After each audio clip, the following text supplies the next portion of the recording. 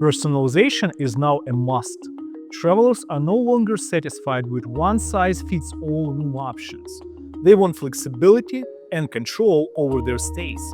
So can attribute-based selling be the answer to traveler demands? Does it have the potential to become the next industry breakthrough? Hi, I'm Alex Medovoi, founder and CEO of AltexSoft, and today we are going to dive into attribute-based selling, explore where technology stands, and discuss whether ABS products might be an interesting investment opportunity.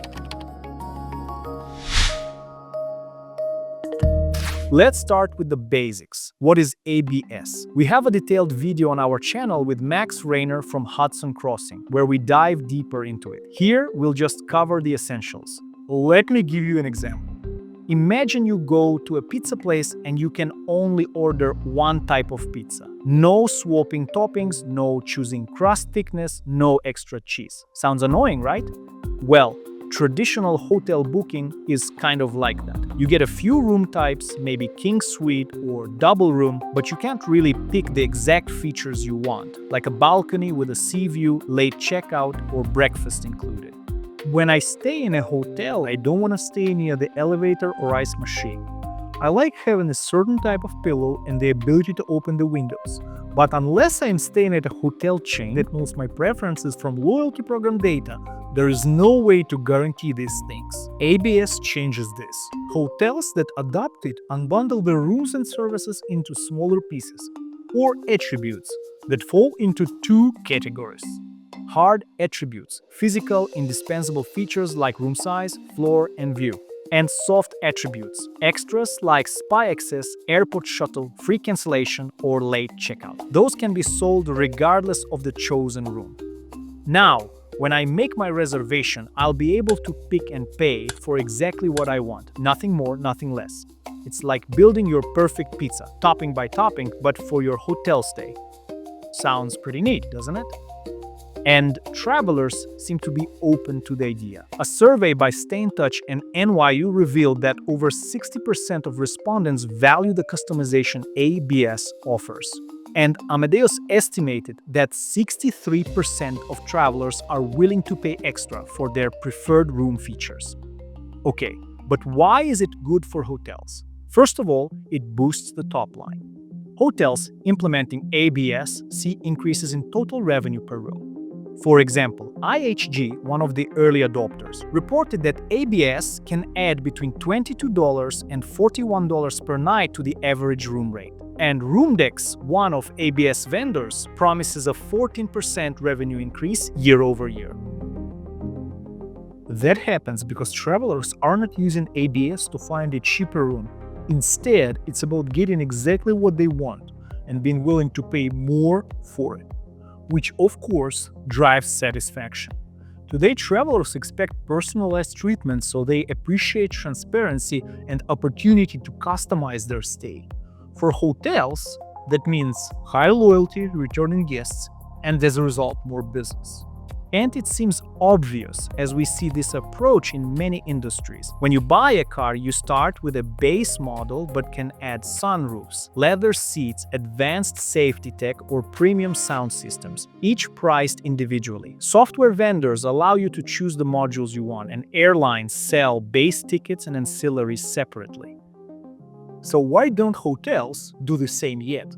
Well, it ain't easy as it seems. ABS comes with a few hurdles. First up, technology. Right now, there is no all-in-one system perfectly ready for ABS. Hotels rely on patchwork of legacy platforms. Their booking engines, property management systems, and revenue tools do not support all these detailed attributes. Instead, they're built for the fixed pizza model. While big players like Amadeus and Sabre are racing to develop ABS-friendly tech, full adoption will take time. Then, there's the issue of data, or rather, the lack of detailed, accurate data on guest preferences. To offer the right attributes and bundles, hotels must know exactly what guests want. That means enough data to feed into robust analytical tech that then spits out actionable insights. But let's be honest, the hospitality industry lags. Many hotels still struggle with basic analytics and have only coarse data that just won't cut it for ABS. And last but not least is the distribution issue. Today, OTAs and meta search sites only operate two data types: rate plans and room types. With ABS, the variety of inventory information to be exchanged will explode, but those platforms aren't ready for it yet. Only those with a direct connection to the hotel's central reservation system will be able to support ABS. As of now, Expedia is the only major OTA that offers ABS. Other platforms haven't adopted the new model yet. On the one hand, that limits distribution options for hotels. But on the other hand, it can potentially drive more direct bookings as guests supposedly prefer the personalized experience that only a hotel's own website can offer. If done right, this could be a great way for hotels to reduce their reliance on OTAs and save on commissions. So yes, there are challenges, but it seems the industry has already embarked on that journey. Let's see where we stand with ABS adoption now. While it's still early days, there is progress.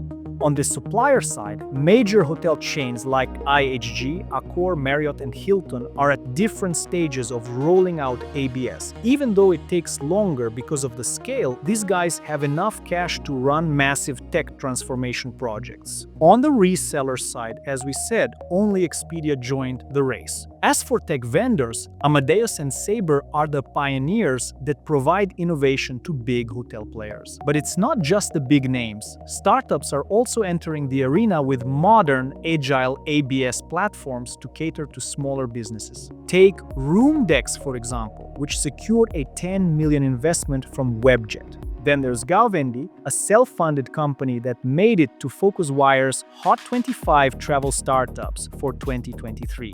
And looking ahead, venture-backed ExpectMe is on the Hot 25 list for 2025. Seeing the potential in this new tech, PMS providers have started adding ABS functionality too. Stay in Touch, backed by $200 million of investments, has integrated ABS capabilities into its Upsell Pro feature. And Oracle, to enhance its Opera PMS suite, has acquired Norone, one of the ABS upselling tech pioneers. As you can see, some big names are in the game, so should you be too?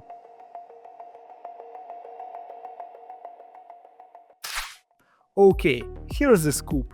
ABS is promising because it addresses real pain points, both for hotels wanting great profits and travelers wanting more choice. The expert predictions are bright, supported by an excellent track record from other industries. So the upside of getting in early on what might become standard in the future of hospitality seems appealing. One of the key advantages of ABS is that it's a powerful way to drive loyalty. By offering personalized and tailored experiences, hotels can build stronger relationships with their guests and keep them coming back.